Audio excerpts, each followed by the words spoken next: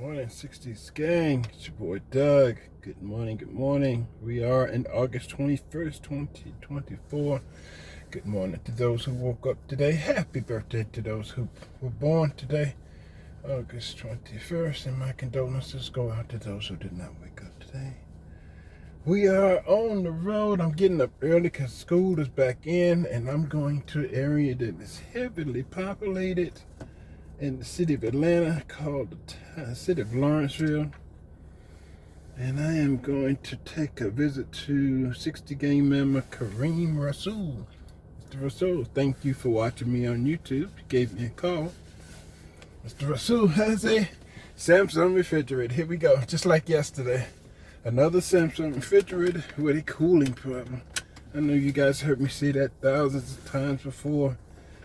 These Samsung refrigerators. If you are in the Atlanta area and you want the best rates on your Samsung refrigerator, give me a call. 762-444-2166. Kentucky and Bashir, he spoke last. And here we are.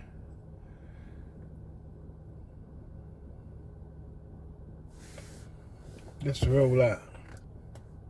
What's up, Maddie, to you? What's up, Sum? How you doing? Tobias, how you doing? Yeah. What is going on? And Michael Dawson's in the house. Bruce Newsom's in the house. Thank you, guys. Appreciate you. Jay, what's up, fam? What's up, bro? Rude boy. Rude boy. Yeah, what's up, rude boy? And Maddie got you. Wolfpack in the house. Man, I got so many things, man. I got a plethora of content. Yeah, so today is the 20th, 8:20 news coverage. Okay, so here we go, guys.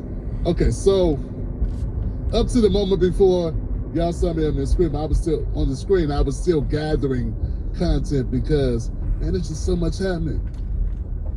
It's so much happening. So what we gonna cover today, Tim? Right? We got, of course, we got our DNC updates, right? DNC coverage, and I try to do my best to grab the most important moments of certain speakers that I thought would be interesting. So I did that, and I got a lot of people. I got a lot of content to cover with you to bring you up to speed. Our brother Jim Clyburn said one of the most ridiculous things I think I've ever heard him say, and we're going to cover that. We got RFK Jr., some news about RFK Jr. We've got a whole lot to that, plus all the DNC stuff. There's even more than just that list. But I got the content up here, so we'll be good. Okay, so I would like to start off by saying, okay, we did pretty good. We put out some content the other day. It was on Roland Martin, and it did pretty well. Okay, and some people who are new to the show who may have found us that way, I want to welcome you back to the show if you're new to the show, and I want you to know that I do not like what Roland did to Jamal Green. I had an opportunity just today to go find the actual clip that started all the drama. And guys, y'all need me around. You know what I'm saying? I'm gonna try to take care of myself, go for walks, you know what I'm saying, de-stress, because y'all need Tim Black in your life. Because if you listen to Roland Martin is disingenuous, okay? I listened to the clip that got the whole drama started between them. Jamal Green was right. He was right to call out what he saw, and what he saw was important to call out.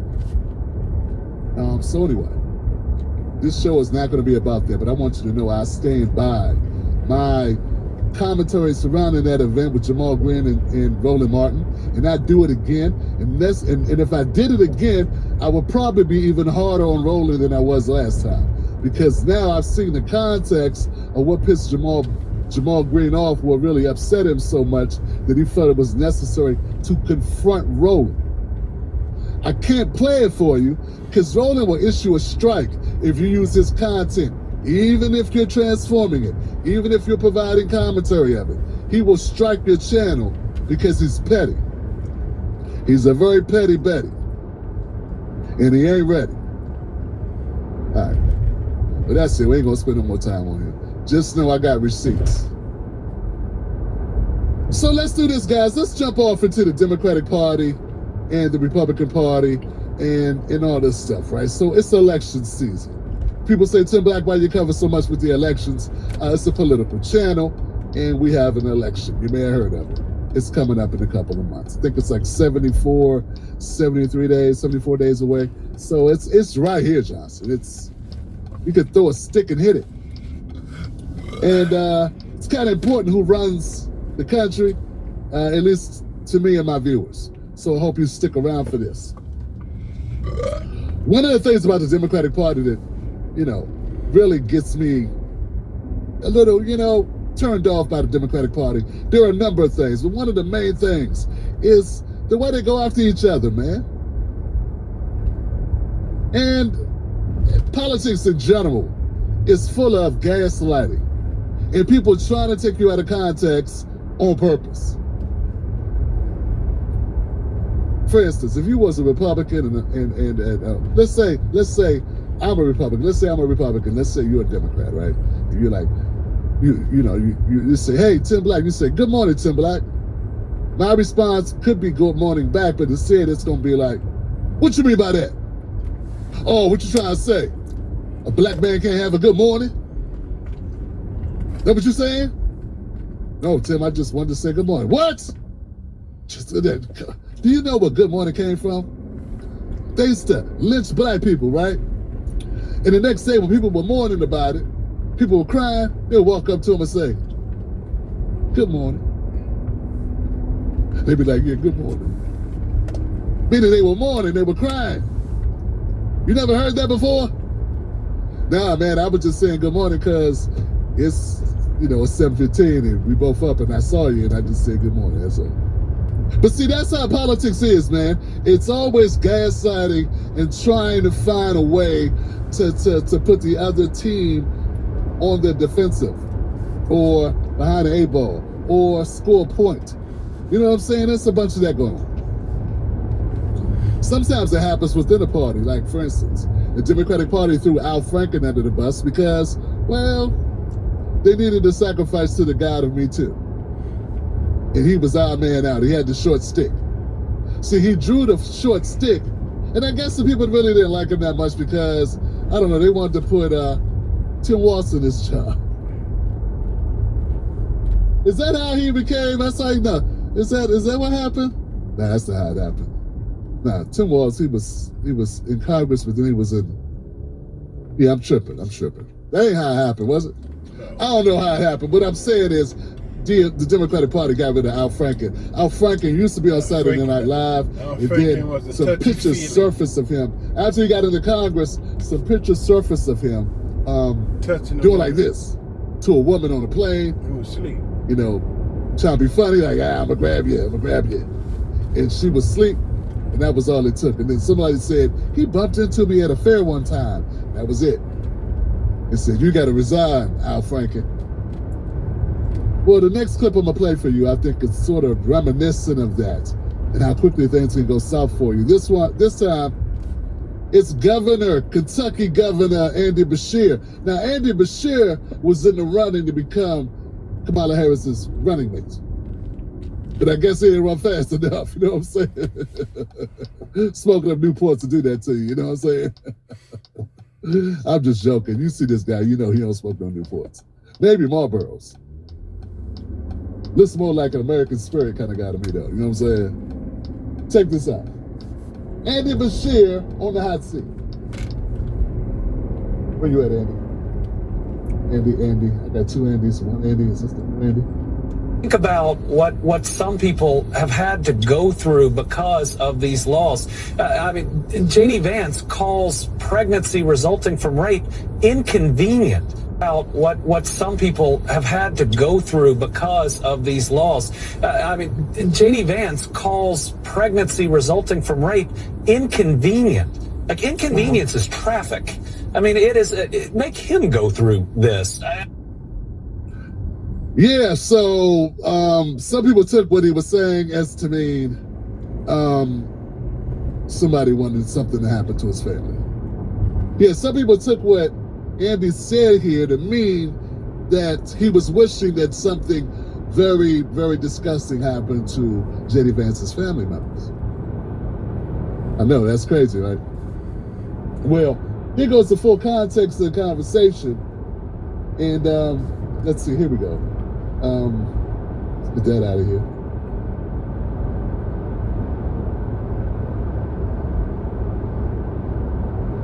This morning on Morning Joe. Okay? I'll just prepare you for this. Saying that well, let me take a look at what he said about you. J.D. Vance calls pregnancy resulting from rape inconvenient. Like, inconvenience is traffic. I mean, make him go through this.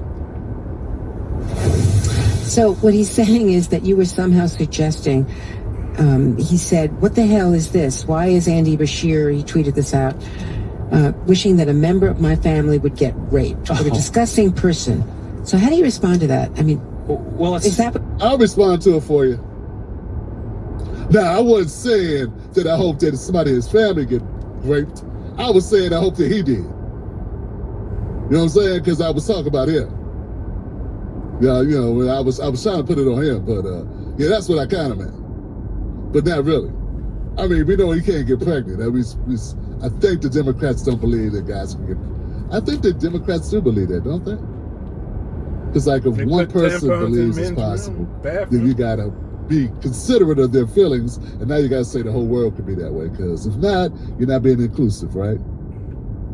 It's one of the things about Democrats I never understood. It's like, why we gotta remake everything? What is it? Is left and right still the same, or is that something wrong? If you go left, go like you can see it. Going left is anti-Semitic, or if you go right, put it in the bag. Homophobic. If you goes in the center, is that anti-center? Anyway, so Andy responded though. Check out what you were talking about. Of course not. It's ridiculous, but it's also deflection. I mean, J.D. Vance knows that he and Donald Trump are so wrong on this issue, and so he's trying to make himself the victim. Listen, Hadley Duvall was a victim. The women that were on the stage last night, the couple that had to go through a non-viable pregnancy, are victims. You know, as a man, J.D. Vance will never have to face any of this personally. But it's sad that he lacks the empathy to be able to put himself in a different position and to understand why having exceptions, having reproductive freedom is so important in the first place. Obviously, I'd never wish harm on anyone. It just, again, deflection, trying to make himself and Donald Trump the victims. Yeah, so for a little bit more context to that, so it makes sense, because it really didn't make sense to me when I saw that. So what I had to do to fully get the understanding of what's happening here, because, okay, so first it looks like, well, hell, this guy just kind of misspoke. I mean, you don't really want to say, hey, somebody got hit by a car, which you got hit by a car, so you know what it felt like. You know, you don't say that about something like this, which is an assault in the taking of someone's humanity, right? So it's kind of like, yeah, you want him to agree with you politically. And what's bad about it is that, you know, J.D. Vance, I don't know when he said this statement, but he was trying to say he's standing up for unborn children. Like, he's standing up for, like, okay, well, we don't want people to not have babies. So if something happens, we should still try to, you know, the conservative way, you know, people say don't say pro-life because it's really anti-life, because they don't care. Once the kid get here, they don't care. Like, don't give them no food stamps. Welfare queen. But when they're in the uterus, they're like pro-life. So people go through this argument all the time, but I don't got time to walk the line. So the Republicans are saying, actually, we care about kids more than the Democrats because we don't want to see that happen to you should go, the baby, they had nothing to do with it. And then the Democrats are saying, well, you know, we get to decide, woman gets to decide what she does with her body. And particularly in this type of case, extremely graphic content coming up. because the Democratic Party brought on this woman at the DNC convention who talked about something that happened to her, and I gotta play it for you to understand the ramifications. And this is what I mean by politics is such a dirty game, right? So what they're going to do, the Democrats are using this young lady's something disgusting that happened to her, right? That no one should ever condone, right? They're going to use that to try to make a point, right? And it's, all right. Rights took center stage at the DNC last night with several women speaking from states that have enacted abortion bans since the overturning of Roe versus Wade, including Hadley Duvall of Kentucky, a survivor of sexual abuse who became pregnant at just 12 years old after being raped by her stepfather. There are other survivors out there who have no options. And I want you to know that we see you. Make him pay for it. Girl, even those who are not fighting for her. Let's bring in Democratic Governor of Kentucky, Andy Beshear. He spoke last night at the DNC after being introduced by Hadley. And Governor Hadley rose to national prominence after the message that she created for you and for your campaign.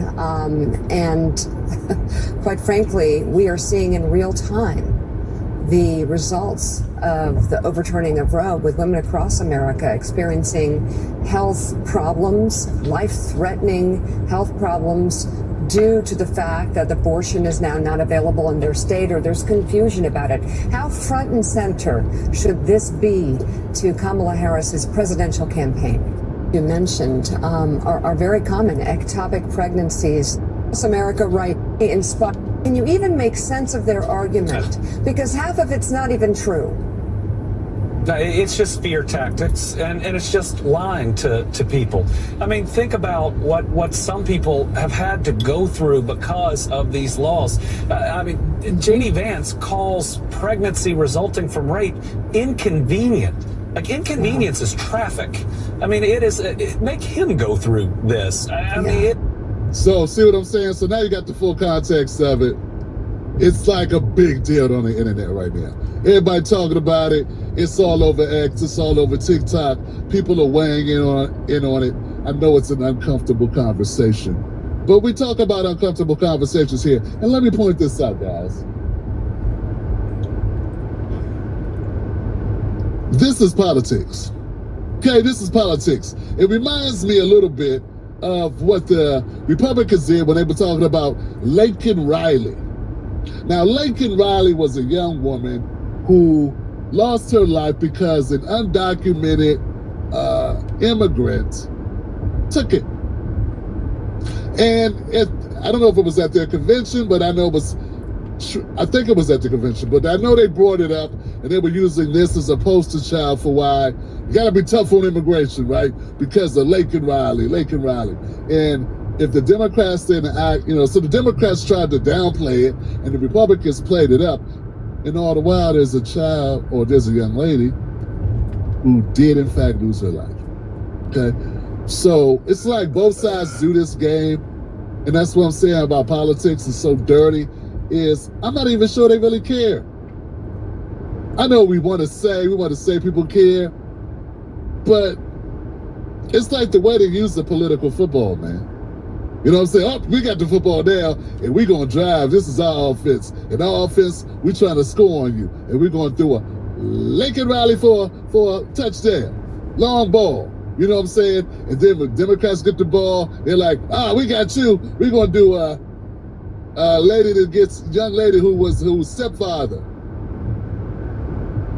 for us, reverse flea flicker.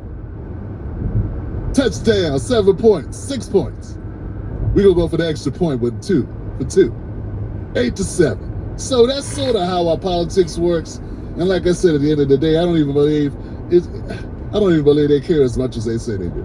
I think they care about scoring points. They care about who has the better sad story to tell that can score the most political points or whatever. You know what I'm saying? And that's how I see it, man. And it's disgusting. But back to Andy Bashir, man. Yeah, like I kind of thought, like, Andy, you need to be careful, bro, because if the Democrats want, they'll leave you out to dry, bro. Yeah, man, don't trust the Democrats. I know you're a Democrat. Good thing you're a governor, because if you were a congressman and you said that, I don't think it was scripted. I think if you said that you were a congressman and they start saying, oh, ethics, ethics, ethics, I think they'll out-Franken your ass. Yeah, because see, Republicans will keep anybody around. But they kept this guy, DeSantis, and he was a identity thief and a fraudster and all this. They kept him around till the cops basically put the cuffs on his ass. I mean, it was like, so what? Everybody lies. What, you never been lied to before by your congressperson? It's New York. Everybody lies. If you ain't lying, you flying. So, like, you're lucky, Bashir, that you are governor, that they can't stab you in the back. Because, like I said, out-Franken did less. He did way less. Even the issues, the incidents that they were calling him out for, it wasn't like they were reported or documented. It's like someone saw a picture that was like, hey, was he making fun of her? And somebody was like, I was at a fair one time and he bumped up on me. I think he did it on purpose. Did you report it? No, I just said I didn't think nothing of it till now. So the Democratic Party is pretty funky when it comes to this stuff, man. Yeah, I wouldn't trust the Democrats to have my back. That's all I'm saying. Hey, maybe next time you say, hey, you know, J.D. Vance is a jackass. That's fine. Or drop an F-bomb or something. You ain't got to walk that back. But if you say, yeah, someone had a home invasion. Maybe your family should be home invaded and you'll know what it's like. Like that's going a little far there, brother. And I know some people really like you.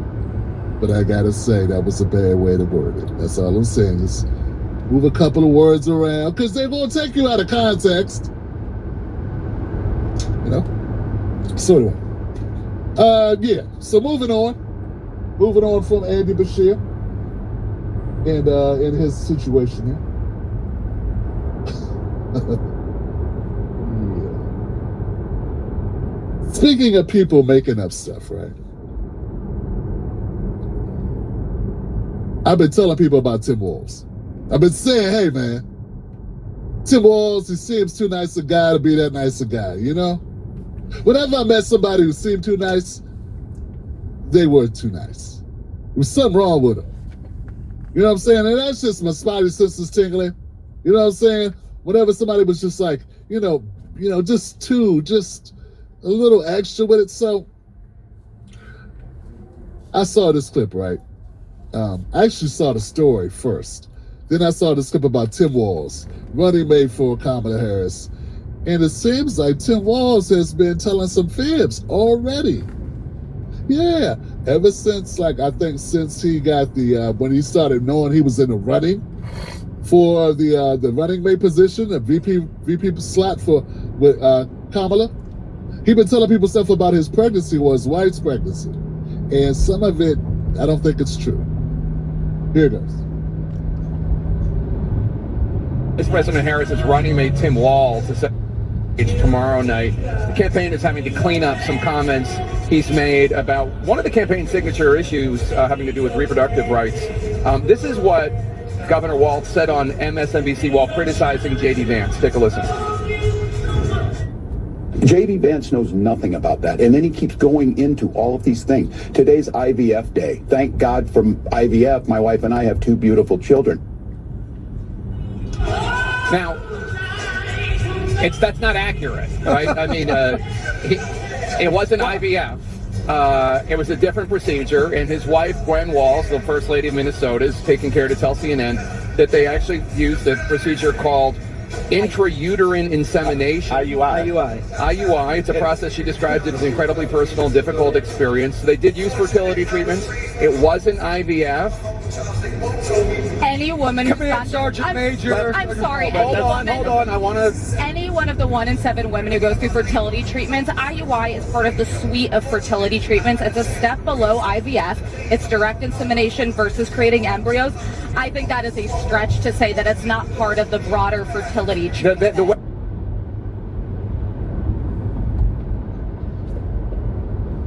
So let me get this right.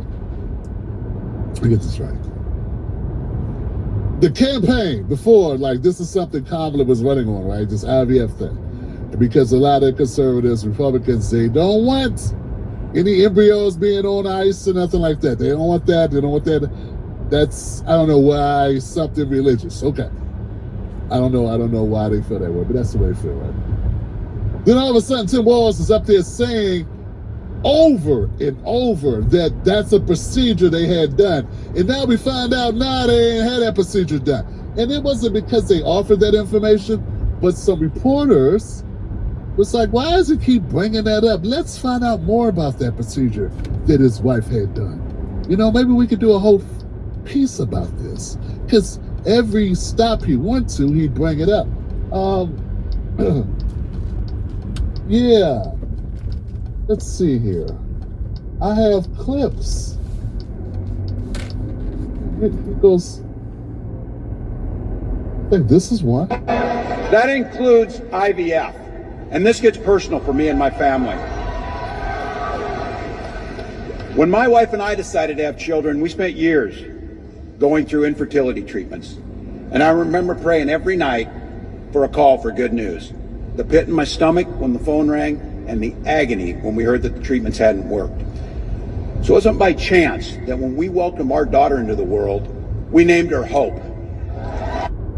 Yeah, see, remember how he started the conversation? Look, that includes IVF, and this gets personal for me and my family.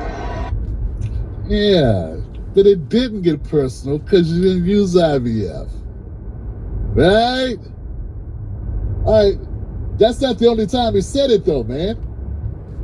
You know, he said it a number of times. Said it here. You might have heard this. This is very personal for my wife and I. When Gwen and I decided to have children, we went through years of fertility treatments. And I remember each night praying that the call was going to come and it was going to be good news.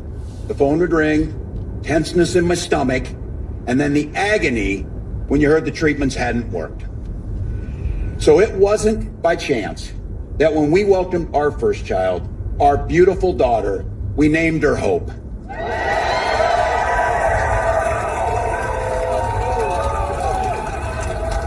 When Vice President Harris and I, and everyone here talks about freedom, we mean the freedom to make your own healthcare decisions. That was actually okay. That was I mean, he didn't say IVF. I mean, that's what he's talking about, but he didn't actually use the words IVF that time. What about this one? Let's see what happens. We wanted to have children. We went through years of fertility treatment. And I remember it was like it was yesterday, just waiting for good news. And then the phone would ring and you would be tensed up. And then you would hear that the treatments had failed. It would blot out the sun. That you just wanted something so beautiful and so simple to have a child. And then one day, and it wasn't by chance, when that news came and we welcomed our daughter into the world,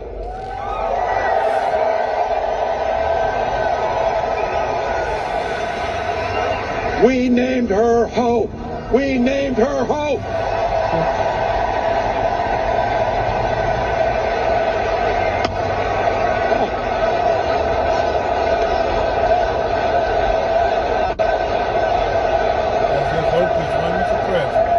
I'm not crying, you're crying, so.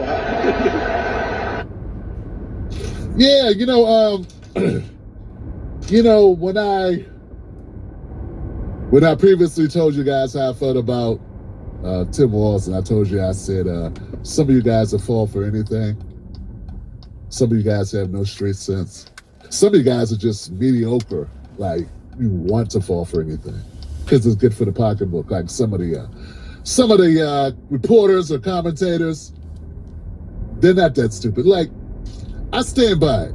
Like, I'm not saying Walz is any is any worse than Chuck Schumer or Nancy Pelosi or Mitch McConnell or Ted Cruz or any, you know what I'm saying? I'm not saying he's worse, but I'm saying he's the same. That's what I'm trying to say. He's a politician, dog. Yeah, that's what he is. I don't care if he started, he's been in the Congress 12 years, and he's a governor, going on his second term. And for some reason, if he goes, oh, shucks, it does like this enough, people go, well, this guy's, what a breath of fresh air. Wow, this guy's amazing. Wow, this guy's, he's just gracious. Gee Willikers. He's right out of a Fargo movie. Yeah. And all I'm telling you is, to me, he's a bad used car salesman. That's what he is to me. And I want people to just be who they are. I don't like the over-the-top nonsense, the pulling of the ear. This ain't the damn Bullwinkle. This isn't I Dream of Jeannie. Remember she used to do something with her nose or something, the ear, and shit would disappear or something. My mom wouldn't let me watch it because she was Jehovah's Witness. And she said, you can't watch that. That's magic. That's the devil. It's like, Mom, it's just a lady in a swimsuit doing like this, you know. The point is this, man. The point is this. I don't buy Tim Walz. Okay? You can buy him. Fine. I'm going to laugh my ass off when he gets exposed. I already heard about a DUI or DWI or something. I haven't reported on it yet because I'm saving it. I'll use it later to crush your hopes and dreams, to wake you up to reality that something funny happens when you're in politics. Your ass become a politician. Yep, that's what happens. It's the same thing happens if you become a teacher. If you start teaching, if you get in the public school system, you become a public school teacher. That's right. If you go on the NFL, you could go on there with a certain attitude. But if you start playing professional football, you become a professional football player. And if your ass becomes a politician on a national and a federal level, your ass becomes a politician. Sorry, that's what happens. That's why Bernie sold out. That's why AOC sold out. Because that's part of politics. It's selling out. And I learned the hard way. Some of you guys know I learned the hard way. Okay? Right? Because you know, I used to get criticized for it. Oh, Tim Black, you believe in this person, you dummy. I was like, no, this person really means well. They mean well. They seem like they just need help and support. I don't want to stab them in the back. Like they're really trying. And it's like, okay, I can't explain that one. Okay. Oh, did that too. Oh God. Can't explain that one. Oh, damn. That's it. That's all. At some point, you got to cut your losses. Admit that you were wrong. Admit you were duped. Admit that person is a politician. And politicians gonna politic, y'all. Politicians gonna politic. Okay? All right. Yeah. And sometimes when you go buy a car or something, and they say this is the best they could do better. Yeah, they could do a little better. They just tell you they can't do better on the price. Okay? Because they try to save some room to profit off your ass. I know these are new concepts, right? It's like some people, they can't get it. You blame me because I tell you the salesman needs to make some money on the deal. Or ain't no reason to sell the car. He'll lose his damn job if he don't make no money on the deal. He can't live outdoors. He got to try to make a profit on the car. But instead of people going, but Tim, you know you're right. Because salespeople don't work for free. You go, oh, Tim, you backstabber. You sellout. You cornball. No. You are a child. It's what you are. If you don't understand, politics is a business. Politics is a business. Big pharmaceutical lobbyists give you money to help pass legislation because politics is a business. It is what it is, dog. Prison is a business. They treat this shit like hotels. We need to keep up a high occupancy rate. That's why they keep writing new laws. That's why it's so hard to get shit legalized like marijuana, because they got to keep the rooms filled with bodies. You get that one, though. You understand now. Yeah, okay. Why can't you understand it where it applies to other areas? It's the same game. It's the same game. Jesus Christ. Speaking of people that have sold out, and like I said, all they did was start being politicians. And I've already brought her up, so let me go ahead to her and pull the bandage off kind of quick on you. Get rid of this guy here. Let's go to AOC. Where's my AOC? Get rid of walls. You know what? What I found is funny is this person right here. This is a very, you know what? Before I go to AOC, let me make this point because we've already played her. We already played her video. Right? So this woman here. Explain it is he just talks like how regular people. Fertility treatments, IUI. What Governor Walz said is an IVF. Yeah. This woman here, I forget her name, but she used to work on the Trump campaign, I think. Something like that, right? She's on The View. And I thought she was a Republican. I don't know what she is. I thought she was Republican. This lady. But is she Republican? Anybody know if this woman is a Republican? Didn't she work with the Trump campaign? Any woman who's Sergeant Major. I'm sorry. Hold on. I want to. Any one of the 1 in 7 women who goes through fertility treatments, IUI is part of the suite of fertility treatments. It's a step below IVF. It's direct insemination versus creating embryos.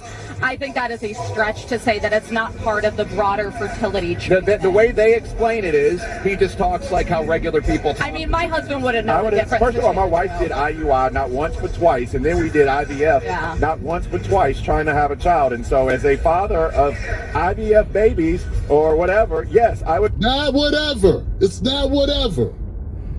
Those other procedures, those other methods are not what are in contention. Okay? It's like, did you have any coke on? Did you have any coke on you? If you had weed, that's different drug. They're both drugs. Be fighting. They can't get nothing done because everybody be fighting at each other's throat. They can't work together. I'm gonna have to call bullshit. Yeah, I'm about to call bullshit on that, man. Ana Navarro is running the DNC convention tomorrow. Listen to her talk about being the Republican working at the DNC convention. And then tell me, oh, they can't get that done in Congress. They can't get that done in the House. All this shit because they so opposed to each other and they be, standing on business. And they are so seriously and committed to their points of view and their politics and the ideology. And these people are they're patriots and they're for the Constitution. And these people are for liberal and they're for freedom and rights and all. Like, so, check it out. Commentator who will serve as a host tonight at the Democratic National Convention. Ana Navarro. Most certainly not a white male. You are not a white male, as you correctly point Latina out. firebrand is what I call fact check. By the way, the term, I think the correct political term is white dude. I told Mark Preston today he's doing this all wrong. If I can speak a half on it, we'll answer to anything. But Ana, you say you're not a white dude, a white male. One thing you were for a long time is a Republican. I mean, I met you. You were working for Jeb Bush and Mitt Romney and John McCain.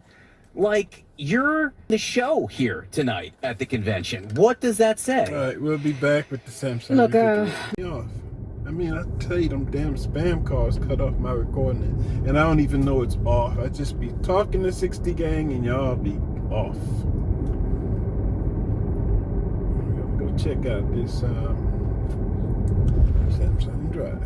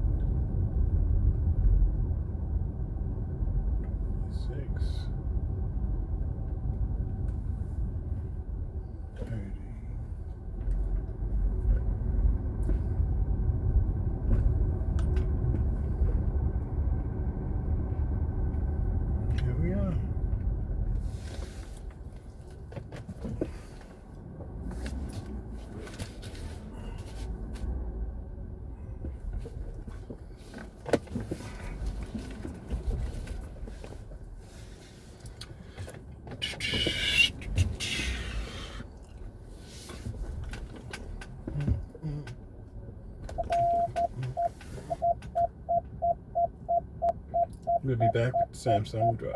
That magic touch, just a little bit, because the crowd was going crazy. But see, that room wasn't filled with a whole bunch of people from Chicago, if any, right? But how did the people from Chicago really feel about the Obamas? And they were up there lying. So I'm just like, nobody, the politicians, nobody talked about policy. They didn't mention policy at all. One more thing before I bring the guests up. Because Amber Rose had to put her 2 cents in it, honey. And I agree with her. She wasn't lying. Yo, I'm not gonna lie, the DNC is so fucking lit. Like, that shit was super popping last night. It was lit. Like, DJ Cassidy killed it. Shout out to DJ Cassidy. Shout out to Lil Jon. Like, they had Lil Jon there. This shit was fire. But I was thinking, Kamala should have a new slogan. It should be, let's manipulate Americans into thinking that everything is all good and everything is just funny and laughs and jokes and like just cool ass music. And, you know, while war veterans are broke and there's so many homeless people in America, people can't afford groceries or rent or to even go out with their friends anymore and have a good time. Illegal migrants are getting so much money in food stamps, taking over our hotels and schools. People are dying in war. You know, that should be her new slogan. I think she should put that on a hat. Yeah, I think she should put that on a hat. Yeah, you should. She should put all that on a hat. Yeah. And before it really kicked off on Monday, the bullshit kicked off actually on a Sunday when Roland Martin, you know, got rolled up on. Yeah, Roland Martin ghetto is hell. I think I had that clip here. Where is it at? So this happened in the church on Sunday. Jamal Green from Chicago. Leave Chicago niggas alone, honey. They will pull up in your face, especially if you coming into their town. Don't play with them like that. Oh, hold on 1 second. No, I know. I gave you a number. Yesterday, you chatted about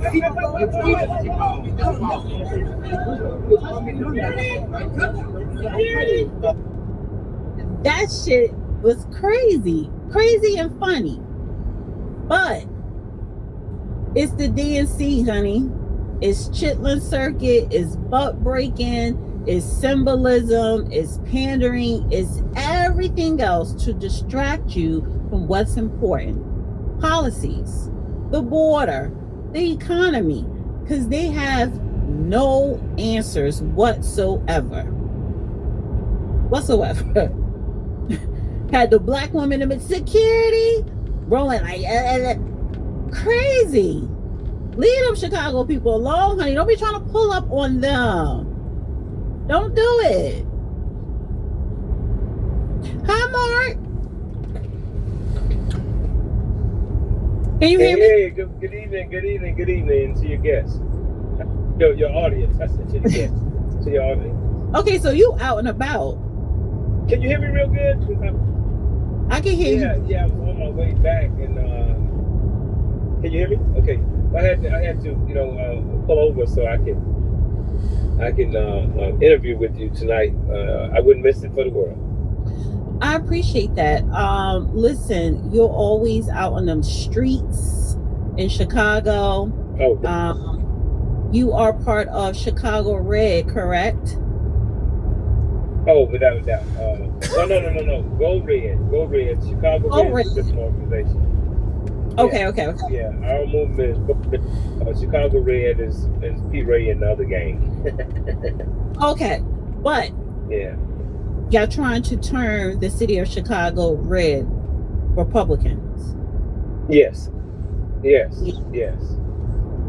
So, and not just for the Republican Party or Donald Trump, but for candidates that this whole movement started where we were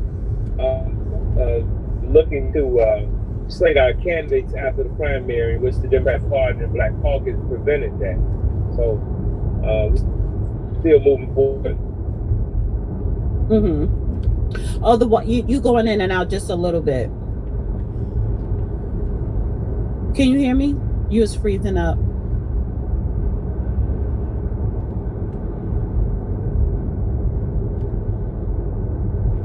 Can you hear me?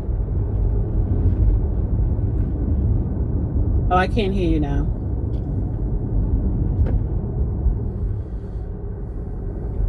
Can you hear me? Oh, okay, I can't hear you. Maybe you should go out and come back in. Did you press mute? No, I don't think so. Yeah, you're not muted. It's probably the connection. I can't hear you. I can't hear you. Let me text him. Been any improvements? No. As a fact, they're going even further.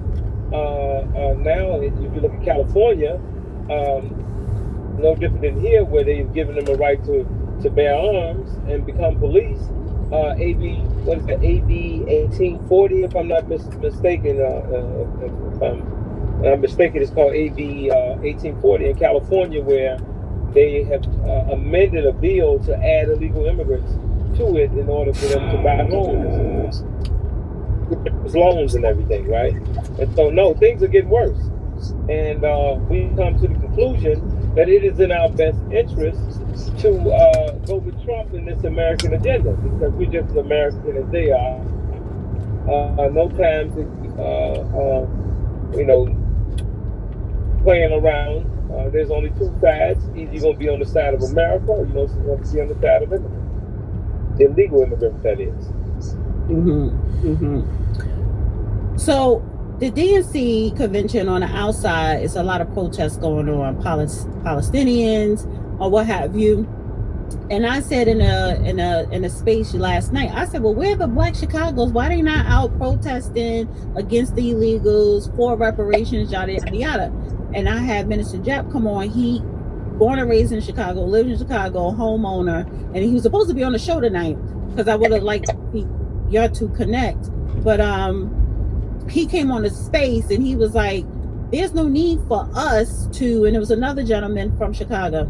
They was basically saying there's no need for us to be out there protesting because we already know that, see the BS, and we already been doing the work on the South Side before the convention, and we're going to be doing the work after, right? Can you hear me? Oh God. Yeah, I can't hear you either. All right, go out again. Wait a minute.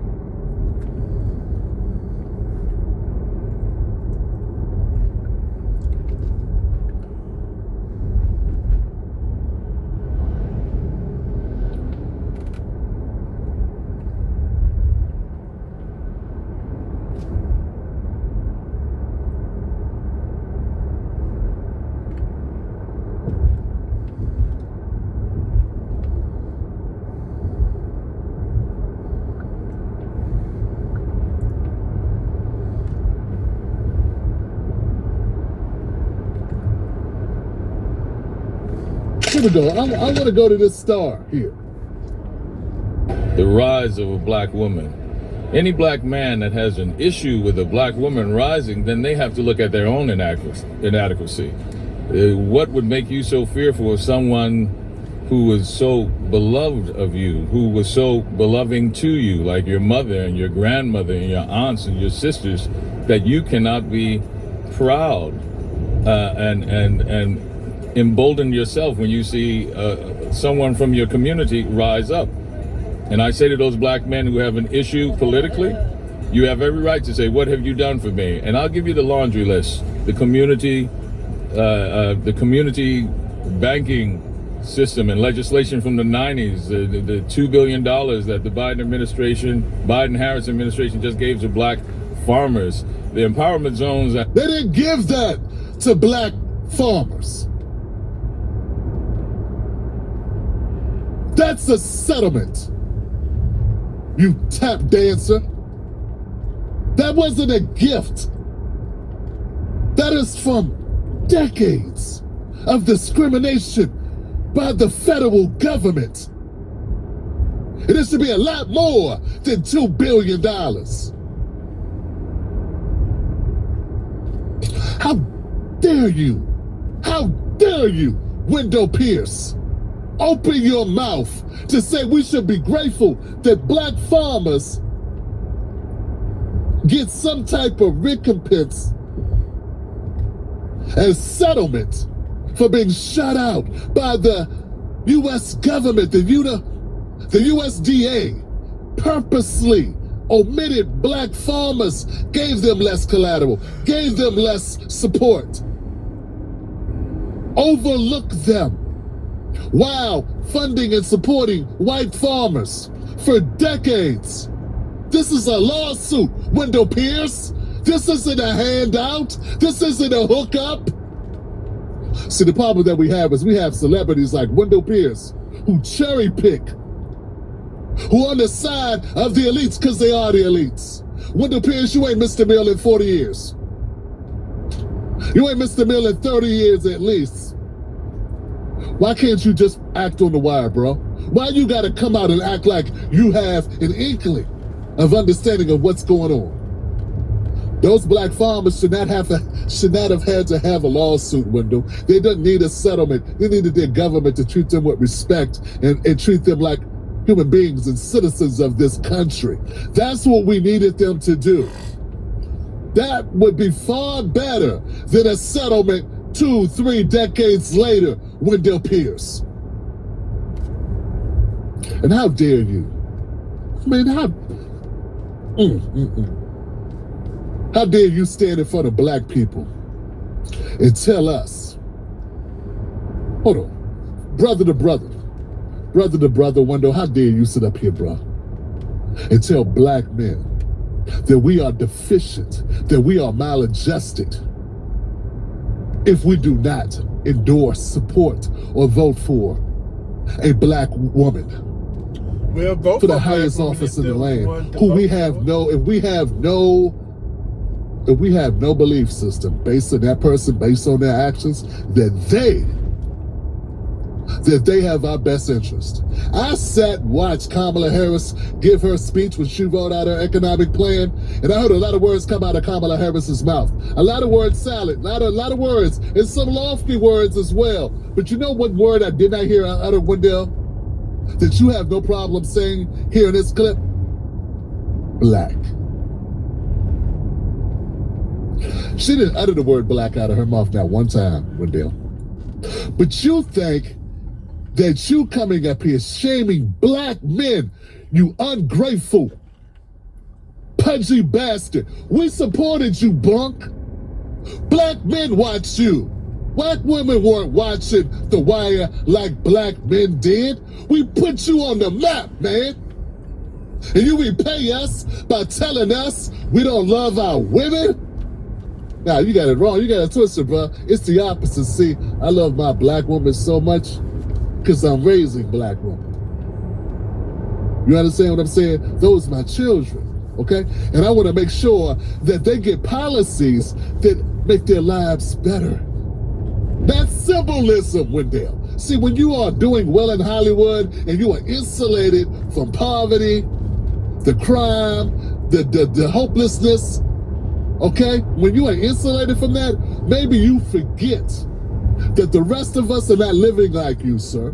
We cannot just rely on symbols and say, you can do it, baby. You can do it. We need things to actually be better in the real world, in reality, that you can touch and feel. Not figuratively, not metaphorically. It's great that you can act. It's great that you can do Shakespearean actor. It's great that you can enunciate and project your voice. But you know what is not great? When you use those gifts, when you use that ability to dump on black men, to dump on us, to shame us. You should be telling us how electing her is going to benefit us, instead of telling us how we are somehow failing her. And for you to suggest, for you to state that we got a problem? Nah, dog, if I don't buy from your stores because you don't got nothing in that store that meets my criteria, Black people should have the same ability to be just as discerning. You should have to sell to us like you have to sell to anybody else. Your sales pitch should not be pick me or else. Pick me or you ain't nothing. Pick me or you hate your mother. Pick me or you ain't a man.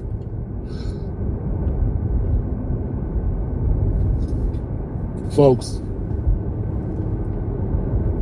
this is I'm gonna bring it down a notch. You know what I'm saying? Because this is only video number 1.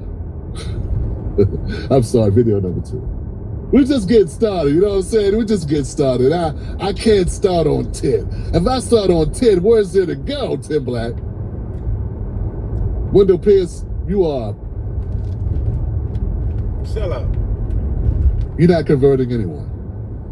How about that? How about we put it this way? Wendell Pierce, this speech you gave, this thing you doing with a smiling Joy Reid, you will convert no one. No one.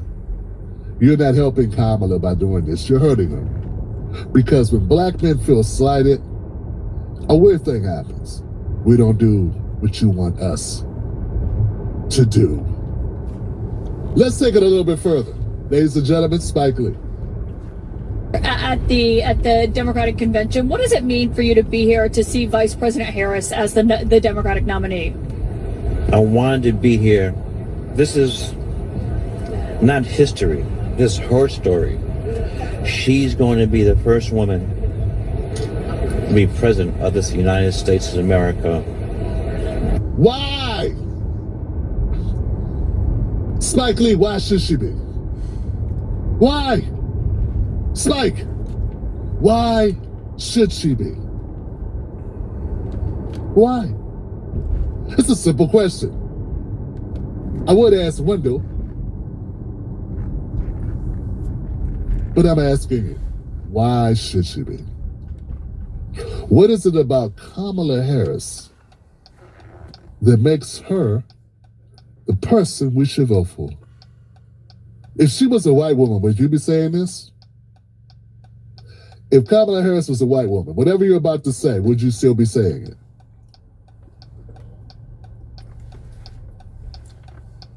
Blended family, you know, the whole Howard University, HU, so this is a amazing moment in the history of these United States of America. And we gotta go forward, not backwards. We gotta go forward, we gotta advance. We want to bring up equity around this nation where we will lead the world. So you just pulling shit out your ass. You don't know what you're talking about, Spike. You got some talking points. Someone gave you talking points, and you're using them right now. Stop remembering what they told you. Stop remembering what you heard some goofball say on CNN or MSNBC, and speak from your heart about why this is the one. This is the person. Of all the great women who have stood up and got their asses kicked fighting for justice beside Black men throughout the history in this country of Black Americans, why is it Kamala?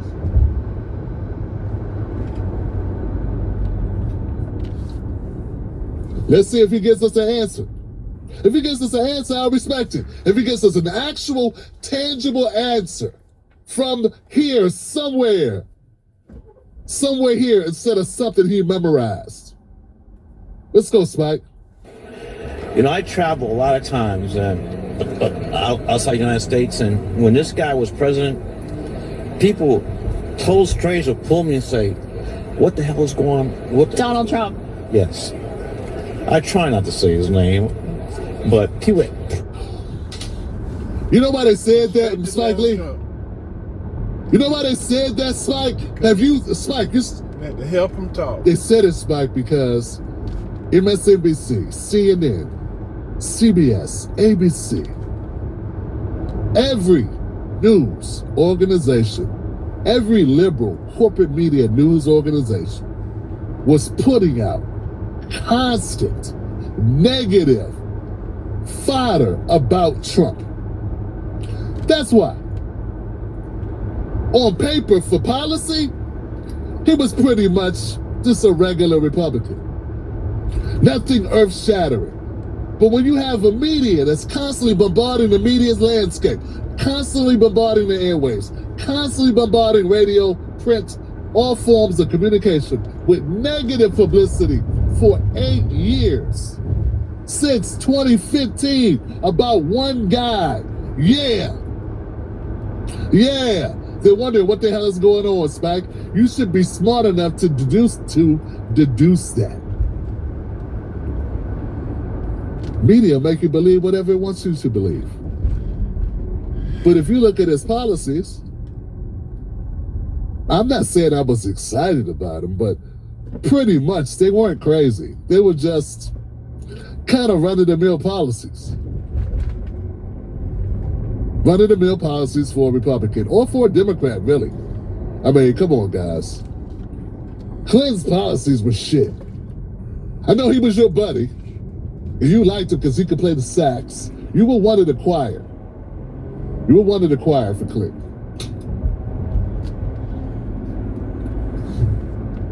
Let's see if Spike says something, because, Wasn't Spike Lee on the island?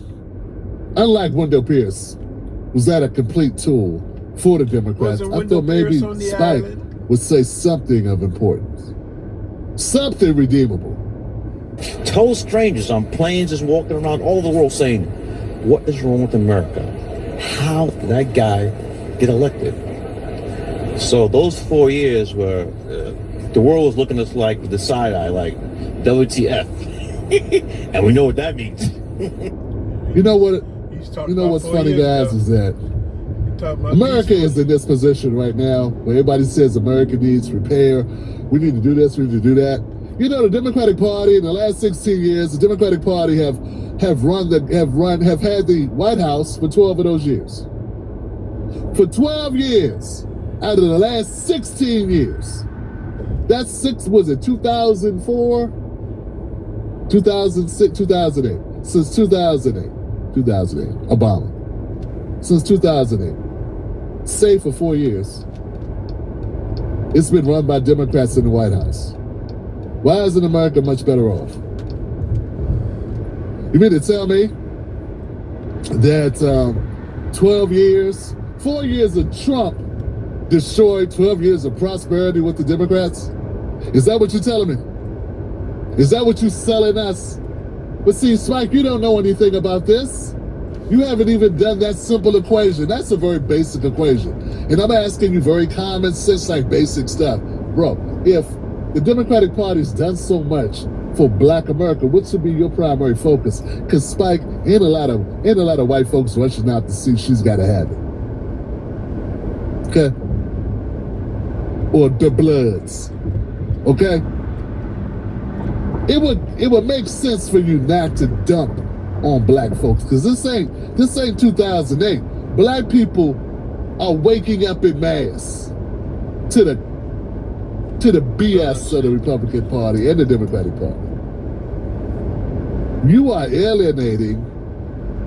He been alienated. People that potentially would go see your films. And he said. But what I'm asking, what I'm posing to you is a basic question, man. It's a basic premise, bro. The last 16 years, it has been Democrats in office, except for 4 years. There's a Democrat in office right now. What did Trump do to destroy America in 4 years that could not have been repaired or mitigated by the other 12 years of Democrat? See, I see it this way. This is how I see it. Ain't a whole lot of difference between Democrats and Republicans. There's a whole lot of difference in the narratives. It's a whole lot of difference in the propaganda. It's a whole lot of difference when you talking heads, you and Wendell Pierce and the rest of y'all coming out having something to say. But based on policy and what gets really done, the tax breaks, the investments, the funding of wars, the sending money out to other countries, that's pretty much a bipartisan or nonpartisan effort. Both parties take part of all of that. The only thing different is the way that the New York Times writes about it, or the Washington Post writes about it, the way NPR just explains it, the way MSNBC tables it, the round tables that CNN conducts. Yes, ain't a whole lot of difference on the meat. It's right in the fucking way. Y'all still make the sausage pretty much the same way. They don't live in the real world with regular people. They don't need their politics to work for them. They don't need the Democratic Party to do anything for them. To them, it's like just choosing what to watch, to stream. It's no big deal. They just rather see Kamala streamed than Trump. That's it. That's all. It's really no difference to them. They're going to live in the same house they were going to live in, regardless of who gets elected. They're not worried about, are the schools going to be better? They're not worried about, wow, black people don't own anything. Wow, we're sending all this money to Israel, all this money to Ukraine. They're not worried about that. What about money to my town? What about what's going on in my community? See, that's the last things. That's the last thing these guys are worried about. So they get to be cavalier and don't give a damn and talk about all other types of stuff and be worried about where they're going to party at, what shoes to wear to the next event, who going to be buying liquor, where the tailgate party at. Like, they're worried about things that they're not concerned with. See, some people need politics to work in the right way for them, and some people are insulated by money. The last thing you want to do is listen to people that are insulated by money tell you what you need to focus on, because their focus does not align with yours at all. They are good, okay? We had second gentleman, I guess they're calling him, Kamala Harris's husband, vying to be first gentleman, spoke, and Michelle Obama spoke, and Barack Obama spoke. They were the highlights of the evening. You know, I had some thoughts as I was watching it. This morning, got my hair cut. As you can see, I had my locks shorn. And my barber is a Latina. I had a black barber for a long time. He got ill, and the woman who owns the shop began cutting my hair, and frankly has been doing a better job than he was doing. So for the last several years, she has been my barber. She's not political. She doesn't watch the news. And she gets her information from her algorithm on her phone. She's on TikTok, she's on other platforms. That's how she gets her news. So she doesn't really know that much about politics. She's a bright person and a friendly person and a nice person. A very, very responsible single mom, but doesn't know anything much about politics. So we're talking this morning, and she said, I love Kamala Harris. Which, of course, invited a question. What is it you love about her? Especially given the fact that you don't really follow politics. And she said, well, she's a woman. And it's a good thing for there to be a woman, a president. And she's black, and she's South Asian, and it's just good. And I said, did you feel that way when Carly Fiorina was running? Who? Did you feel that way when Michelle Bachmann was running? Who? Did you feel that way when Sarah Palin was running for vice president? Who? And I said, you know, there has been a black president. His name is Barack Obama. He was elected in 2008. What's that, 16 years ago? I felt that after Barack Obama got elected, let alone reelected, it was done. What's bigger, what's more important than being elected to the most powerful position in the world? We're the only majority white country to do so. It's done. Everything else after that is climactic. For example, here in LA, as you know, we have a black mayor. Her name is Karen Bass. First black female mayor. We've had a black mayor before. We had a black mayor elected in 1969, served 4 terms when you could serve more than 2 terms. So that's been done. And the first this, the first that, I said, I don't understand it. I really don't. The other thing that bothers me about it, we were talking about Michelle Obama. She saw some excerpts of her speech, thought it was great. All this woman power. I'm against any kind of chauvinism, whether it's male chauvinism or female chauvinism, whether it's male supremacy or female supremacy. And what I'm picking up is a whole lot of female supremacy. And I've said over my life as a radio broadcaster, and when I ran for governor, I've been accused of being insensitive towards women. When I ran for governor, I was accused of being anti-woman. And I said, let me tell you why I think people say that. It's different than what they think that they're saying it because. You recall I had my mother on the show every Friday for a number of years. And you know how she was. And I never thought of her as a strong, tough woman. I thought of her as a confident, self-assured person. I have several aunts. My Aunt Dorothy, confident, self-assured person. I have an aunt in Cleveland, Aunt Maggie, confident, self-assured person. I have an Aunt Nellie in Detroit, same thing. I have an Aunt Juanita in Chattanooga, Tennessee, same thing. And I have been around women that, in my opinion, believe in themselves, believe that they can make their own decisions. And so the idea of this I am woman, hear me roar stuff in 2024, it blows my mind. It really does. When I was in elementary school, I did very, very well on tests. The only rivals I had were the Asian kids, and most of those were girls. And it never occurred to me that they were anything less than what I was. And right now, more women are in college than men. The numbers of women in medical school now matches the number of men in medical school. Same thing with law school. Young women make more money than young men.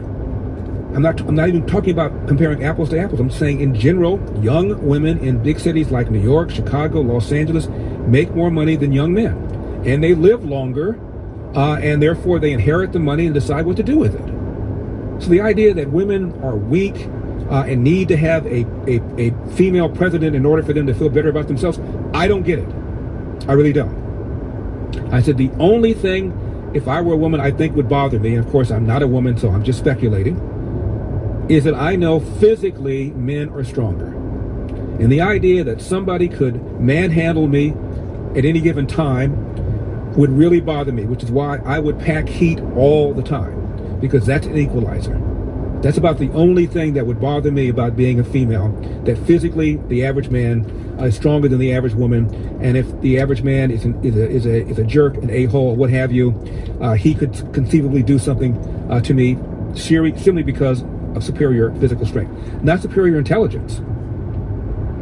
And so, all this, oh my goodness, she's a Jew. And if you were really sincere about that, you would have been gushing when I ran for governor. The woman that called me the black face of white supremacy is a black female.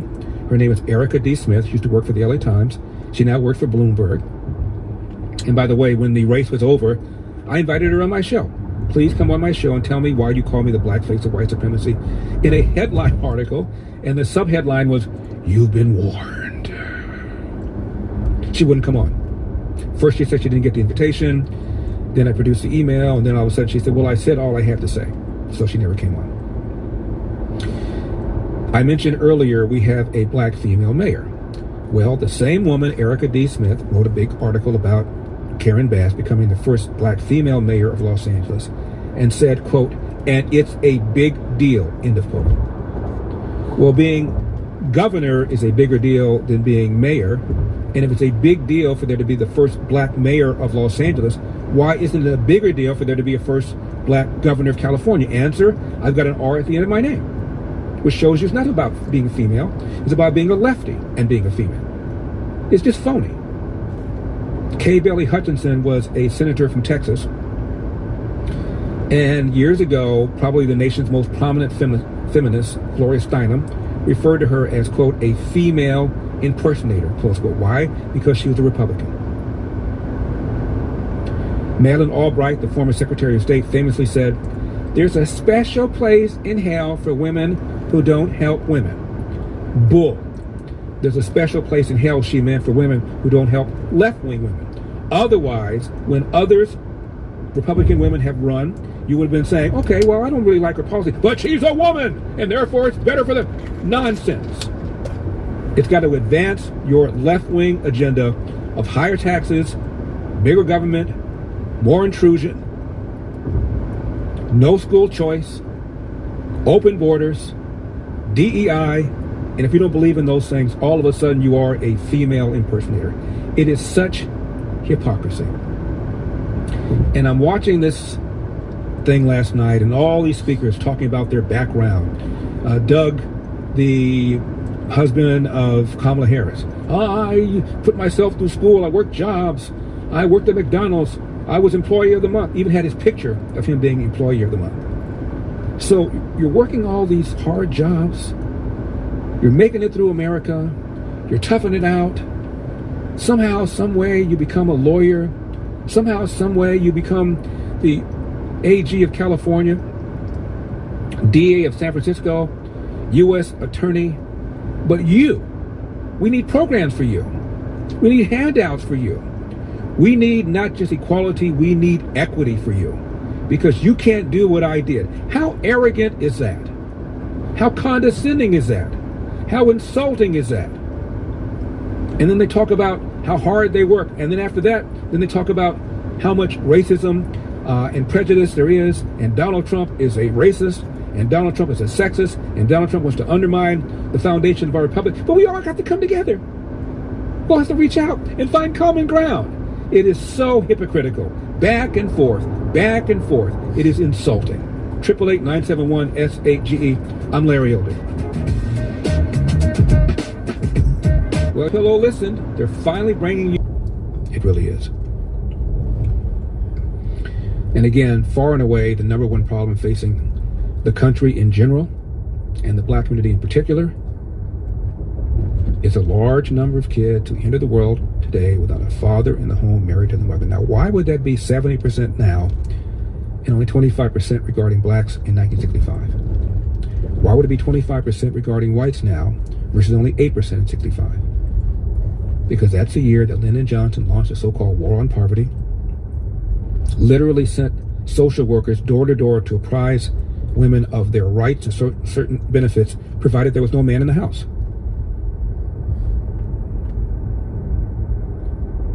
And we've had an explosion of kids entering the world without a father in the home married to the mother. And again, forget about elder. Barack Obama once said, a kid raised without a father is 5 times more likely to be poor and commit crime, 9 times more likely to drop out of school, and 20 times more likely to end up in jail. We've incentivized women to marry the government. We've incentivized men to abandon their financial and moral responsibility. And I'm not the only one who said this. In the mid-90s, there was something called the Million Man March, sponsored by the nation's leading anti-Semite, Louis Farrakhan.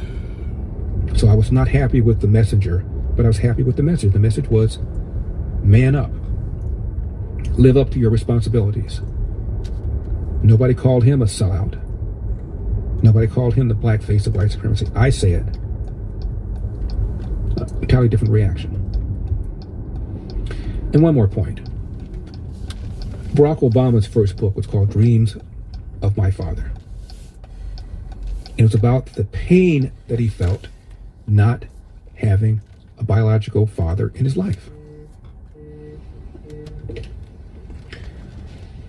The last time he saw his father, he was, I think, 10 years old.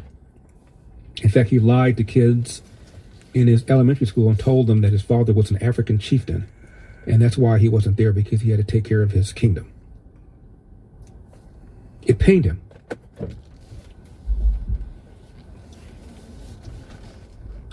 And when Obama began to speak about this, Jesse Jackson told him he was talking down to black people. Speaking of whom, Jesse Jackson also grew up without a father. His mother was a teenage mom who was impregnated by the man who lived next door. And in South Carolina, it was rare for a boy to be raised without a father in the home, married to the mother.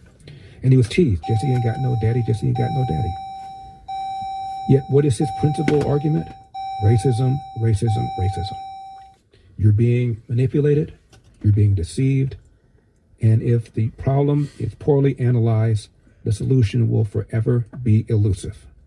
888-971-SAGE, 888-971-SAGE. I'm Larry Elder. You're listening to The Larry Elder Show.